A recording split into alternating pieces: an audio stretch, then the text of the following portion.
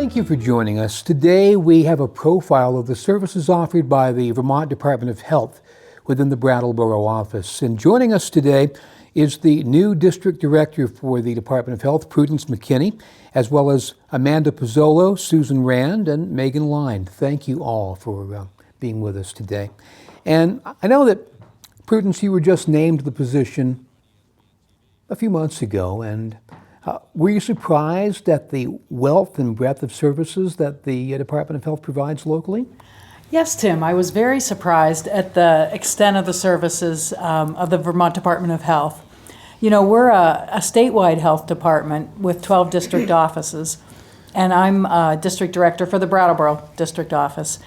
Another thing that surprised me actually was when I began to work for the department, my friends and acquaintances weren't really aware of our services and perhaps didn't even know we existed. So we really appreciate the chance to come and talk to you today about what we do. Well, that's an interesting point, because with all the different services that are provided, you want to make sure that people who need them can get those services.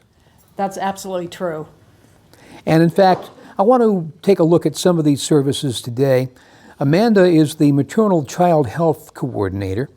And so if you find yourself to be a mother-to-be, what kinds of services might I look to our Department of Health to find? That's a great question. So, because we do want to help the health of the whole family, and usually a family begins with someone being pregnant, right? So, so we have a lot of great services for pregnant women. We do have the WIC clinic, which we're pretty well known for, and that stands for Women, Infants, and Children. And that's available for eligible pregnant women, postpartum women, families with infants or children younger than 5. And with that program, we offer supplemental food, which is kind of the piece most people know us for, but we also offer nutrition education. So during pregnancy, that can be things like how to handle the nausea, maybe in early pregnancy, or heartburn, or how to get all the vitamins and minerals, and talking about supplements like prenatal vitamins, and just how to do well during your pregnancy and how they're feeling in general. We also will check height and weight and their iron during that time. And then the other part of WIC that we do, other than nutrition education and food, is actually just, and this is part of my role in general too, outside of WIC, is just to be a connection with all the resources in the community, because we are lucky in Vermont. We have a lot of support and resources here. But sometimes you need to kind of talk with somebody who knows more about what's available to know what might be best for you. So there's programs that offer home visiting services that do some of the same education, parenting education, nutrition education that I spoke about. There's also programs that even help with people finding housing or getting financial assistance. So we can be a connection with that and help people identify those. The home visitor program is good to know about, especially because many people who are not as well off as others might have transportation issues and could be in far-flung parts of, even in Windham County. How do you access the services? Yeah, absolutely. And that brings up another point too, is we really do get a lot of information about all the resources. So there's the home visiting, but we also know about, there is a Medicaid, for people who have Medicaid, there's a transportation service in our area where you can call a couple days before you have a medical appointment or a WIC appointment, and they can help you out with that. So we have all that info there. So there was a new report out today from Building Bright Futures.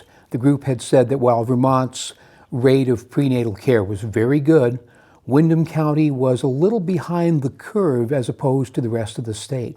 What can be done to encourage moms-to-be to make sure they take care of themselves and their child for better outcomes? Yeah, so that's one of the things that I am definitely willing to help people with. So not only do I help with those resources, but all the resources that include the providers who provide prenatal care and the healthcare providers who are integral to our community. So contacting me is certainly a way to help with that. And then also the WIC program is another great prenatal resource too. Yeah, tell me about WIC. I think that a lot of people they know it exists, but they don't know what it is, how you apply, etc. Yeah. So the easiest thing to do to know if you would be eligible for WIC or not is to just give us a call or stop by our office during business hours and we can talk with you about it. But some general guidelines are, if you, to be eligible for WIC, you need to either be pregnant postpartum, or have an infant or child younger than 5. You need to be living in Vermont currently. And then the last piece is income eligibility. So if you actually are receiving Medicaid, or if your child's on Dr. Dinosaur, or if you receive food stamps or Reach Up, then you're automatically eligible for WIC. And if not, then we can talk with you about income. And you may still be eligible based on the amount that you make. So you can give us a call to do that. Also, right on the Health Department website, there's a WIC link right there, and there is a pre-screening eligibility tool off of that. But we're happy to help with that. And then you need to call us anyway at some point so we can set you up with your first appointment, because it's after the first appointment that you'll actually get started on WIC. And right now we offer clinics in Brattleboro, Westminster, Wilmington, and Townsend. So a clinic, what would be involved with that? So it depends on the age. So I already kind of mentioned some of the things that would be involved with a pregnant woman's clinic. So let's say that you're postpartum and you have an infant. So you come into the clinic, usually anywhere between 15 to 45 minutes of an appointment. We can do the weight and length of the infant in that case, or if you have an older child, weight and height. We periodically check iron on children as well. Postpartum-wise, we'll do the height and weight as well in the mother, and in the iron screening. And women can be on WIC for 6 months postpartum if they're not breastfeeding, or for a full year postpartum if they are breastfeeding. And then we do some of those same, nutrition education again. So in that case, it might be, say you have an infant who's about to turn 6 months, you might be wondering how to transition to solid food, or you might be the parent of a toddler and who's a picky eater and you need some tips about that, or getting your toddler to eat veggies, So we can certainly help with that in WIC. And then another piece too that I didn't mention, but this is also available for pregnant women during WIC. We do breastfeeding education and support as a preparedness during pregnancy. So we have a class or a group right at our office that we offer to all pregnant women. And then postpartum, we still continue to do breastfeeding support if you are breastfeeding. And if you're a WIC mom who is breastfeeding, we also offer breast pumps if you're going back to work or school.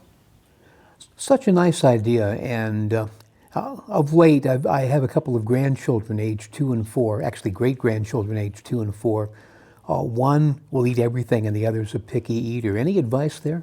I do. I mostly do the WIC prenatals, I'll be honest. And I certainly would have some advice for you, but I think the best person to give advice would be our nutritionist right in the clinic and in the health department. And that brings up a good point of that, we all have our different focuses that we're great at, and I'm lucky to have a lot of great coworkers at the health department who can help with all sorts of topics. Like we have great people with newborn behavior, safe sleep, childhood development, and milestone moments. So I usually try to put as much as possible of different kinds of food on her plate, even just a little bit, to see if she would taste it and like the food. And for the most part, she's been fine, but until she gets to look at it and even try it, it's like, I'm not going to try that. I'm not going to try that. And you can't force it. No, you can't. Because that will do the opposite. Yes, definitely. So you were saying there were services for older children as well. How old would you go in that regard? Well, one option, I haven't mentioned this program yet, but another program through the health department is called Children with Special Health Needs. And that is actually for children aged 0 to 21 years old who have a chronic physical or developmental condition and who need some extra health-related services around that. And with that program, there's a lot of resources within it. There's financial technical assistance, care coordination. We have a child development clinic. So that's one of the options for older children who are within that range. And then we also, as I mentioned, my great rest of my staff in the health department, for instance, we have an immunization nurse who can talk with parents about immunizations. We have a great oral health expert who helps with WIC, and she can help provide general oral health advice with older children too. And we have a school health liaison who works with the school nurses and the school districts to help improve the health of our school-age children. I want to talk to them both, but first I want to talk about oral health, and thank you for being here, Susan Rand. How early is too early to bring your child for an oral health visit? Well, amazingly enough, when you and I were growing up and having our children, we probably thought more like 3 years of age. But research has shown that today it's important to get children in within 6 months of the first teeth erupting, Tim. And you would say, why in the world that, perhaps? It's because we know that early childhood cavities are 100% preventable. And we want to get parents in as much as anything to educate and prevent problems. We also know from research that the bacteria that causes decay is transmitted usually from the primary parent, and that usually means us moms. We get most of the credit and most of the blame most of the time. Anyway, the bacteria is transmitted from the primary parent to the child through such things as cleaning a pacifier in the parent's mouth and then passing it back to the child, sharing utensils. So if we can prevent those actions, and by educating parents, we can prevent that transmission or extend it to a later date, which means it's better for the child to, if they're going to get that bacteria at an older age, we try to impact the parent's dental health. Many times parents will come to us in the WIC program and they have their own unmet dental needs. And so part of the work we public health hygienists do is try to locate a dental home not only for the child but for the parent, so that if the parent can get a healthier mouth, that bacteria that causes decay is going to be less active, therefore less disease causing for the parent and for the child. So that's the logic of getting a child in within 6 months of the first teeth erupting. You know, even if you're lucky enough to have dental insurance, finding a dentist that you like is tough. But imagine if you're on Medicaid, and I understand there's still an issue with trying to find dentists who will accept children who are Medicaid eligible. Well, it is an issue. It's not as much of an issue right here in the Brattleboro area as it is in some other communities, believe it or not. We actually are pretty fortunate that we have SD Dental that sees actually the majority of the children in the county with Dr. Dinosaur Insurance. We also have a pediatric practice over in Keene Children's Dental Care that also sees children. We have a number of practices now that we've reached out to and talked about and educated the staff, the dental hygienists and the dentists, about seeing the children beginning at age 1 and teaching them what's called a knee-to-knee exam. And the children can actually come in with their parents at that young age and see the hygienist, and they don't even have to see the dentist. But we're continually doing this kind of education to increase access. You know, good dental care is just so important, but for a lot of us adults, we might not have seen a dentist enough, and therefore we have problems that end up really having just a fear of going to the dentist. You try to work through that? We do, and you're right, it's a really big problem that many of us as youngsters only went to the dentist when we were in extreme pain, and so it's a bad experience. So again, by getting the children in at a very young age, they should be starting with good memories and prevent bad memories. As far as the adults are concerned who have their fears, it is a tougher challenge. You talked about things like coming into the dental office with headphones, something to distract you from what's being done. I had a root canal done to Led Zeppelin 3. There you go. There you go. You had your headphones. Oh, yes. Yeah, and dental offices now have TV screens, you know, and they can have a movie or something playing. But I know when I was practicing clinically, I was always saying, yeah, bring in your headphones and something that you enjoy, whether you're listening to a book or listening to music. Now, your position in Brattleboro was fairly new. How come? It is. It's a relatively new position around the state. The public health dental hygienist role is to promote oral health, integrate it into general overall health. And so there are now 5 of us around the state and district offices. We hope to have one before too long in every district office, of which there are 12 in the state. And part of our role is to be out in the community and promoting oral health with any community organization or health organization that would like to know more about oral health. I'm glad you're there. Yeah, thank you. You're welcome. I'm enjoying it. I want to talk to Megan for just a bit because, Megan, you're the expert in the Brattleboro office on vaccination. And you and I were talking earlier that Vermont isn't doing as well as it could in having early vaccinations done. How come? Well, how come is a question that has many different answers, and honestly, there's probably someone else in the program that could better answer that question. The good news is that most Vermonters do get vaccinated. However, as you said, when Vermont's immunization rates are measured at 19 to 35 months old and again at kindergarten entry, they are significantly lower than many other states. Some parents also choose to delay vaccines for their children. This choice comes with some pretty significant risks. Infants and young children are most likely to have severe complications from a number of vaccine-preventable diseases. So by delaying immunizations, children are left unprotected at a time when these diseases could be the most dangerous to them. Now, I keep hearing different terms bandied about when it comes to vaccination, among them herd immunity. What is that? That's a great question. Herd immunity occurs when enough of a population is immune to a disease that it is unlikely to spread from person to person. Even people who are not vaccinated have some protection against a disease if they live in a community that has herd immunity, because they're less likely to come in contact with it. Though herd immunity can offer some protection, it depends on the immune status of the people around the person who is not immunized. So vaccines continue to be the best way that we have to protect people against a number of infectious diseases. Now, over the years, I've heard that there are a number of vaccinations one must have even to enter school because of concerns within different school systems. Is that still the case?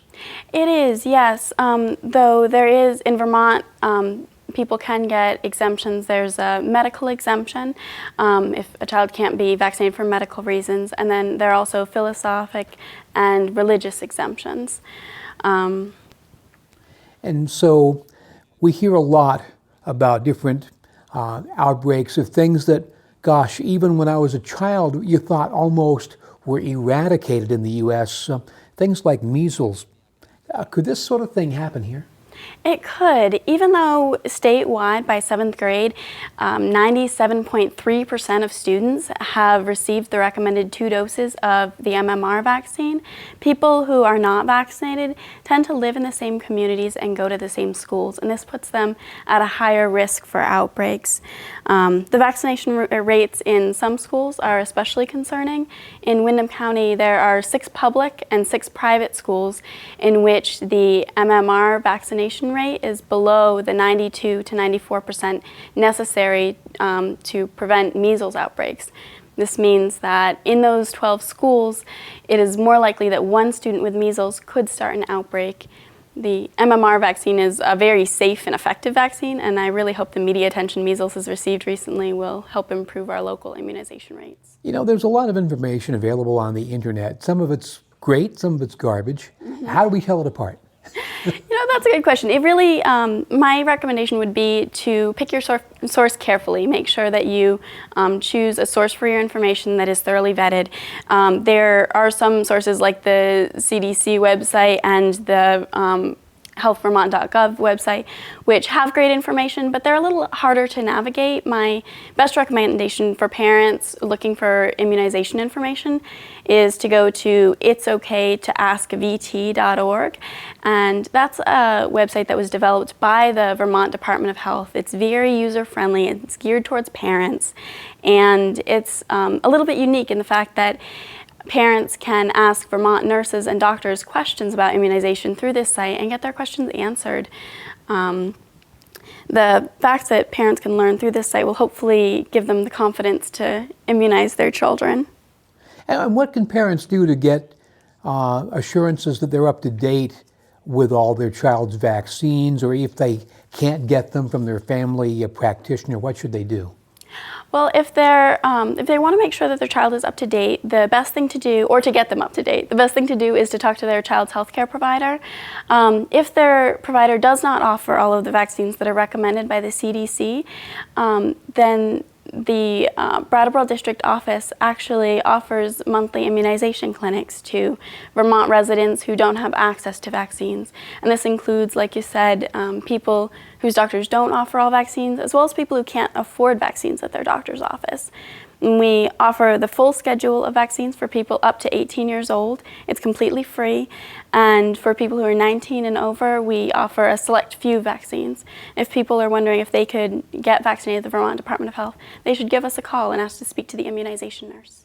Well, thank you. You've been very, very helpful. Thank you. You're welcome. Now, Prudence, we've talked a lot about specialty areas, but overall, what does the department do in trying to deal with some of the chronic diseases that are out there, flu, outbreaks every year, et cetera, et cetera? Well, public health really is about prevention, and you can pick that up from what my colleagues here have talked about. But I think sometimes people don't realize that chronic diseases, portions of the chronic diseases are also preventable. So diseases like cancer, diabetes, depression, arthritis, and heart disease are impacted by risk factors that we have some control over. And so some of the risk factors that we have control over are the amount of physical activity we get, what we eat, and whether we maintain a healthy weight. Tobacco use and excess use of alcohol are all things that can either put us at greater risk or help protect us from chronic diseases. So how much of this is personal choice, and when does personal choice end and it becomes an issue for the greater community at large?